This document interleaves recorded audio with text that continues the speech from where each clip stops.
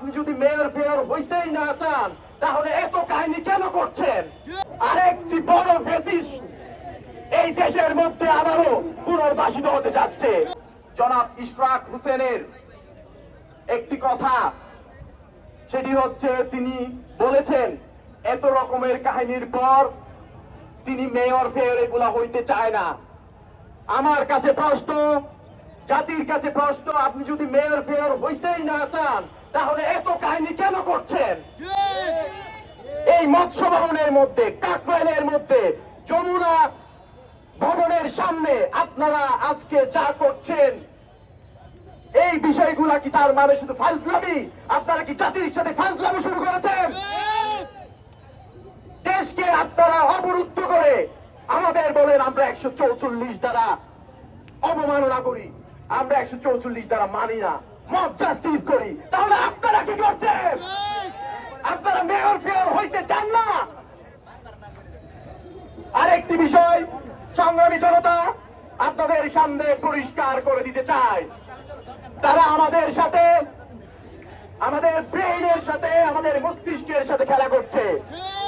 আমি দেখতে পাই যে ফ্যাসিস্ট সরকারকে বিতাড়নের জন্য আমাদের ভাই মুক্ত রক্ত ঝরিয়েছে।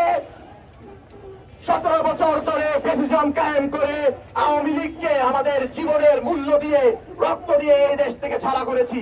কিন্তু আরেকটি বড় ফ্যাসিস্ট এই দেশের মধ্যে আবারও পুনর্বাসিত হতে যাচ্ছে।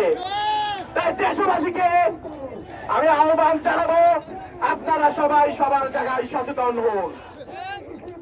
আমি আর কয়েকটি বিষয়, আজকে আমাদের এই নির্বাচন কমিশন ঘেরাও যে প্রোগ্রামটি আমরা আজকে করেছি তার পিছনে কারণ হচ্ছে জনাব ইশরাক হোসেন একটি অবৈধ নির্বাচনকে তারা নিজেরা অবৈধ বলে বৈধ করার যে চেষ্টা চালাচ্ছে, সেটাতে বিচারিক কার্যক্রম এবং নির্বাচন কমিশন পুরোপুরি তাদের পক্ষে কথা বলে এই অবৈধ একটি বিষয়কে বৈধ হিসেবে স্থাপন করতে চাচ্ছে।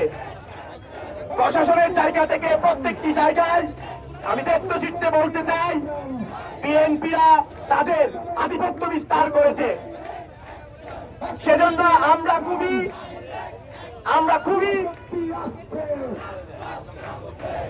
ওয়াকিবহাল এবং আমি শেষ প্রান্তে এটাই বলতে চাই, নির্বাচন কমিশন যদি এভাবে চলতে থাকে, প্রশাসনিক ব্যবস্থা যদি এভাবে পক্ষপাত দুষ্টভাবে চলতে থাকে, তাহলে সামনের জাতীয় নির্বাচন কোন রকমেই হতে পারে না। আর এই জন্য আমরা স্থানীয় সরকারের নির্বাচনকে প্রথমেই দাবি করছি।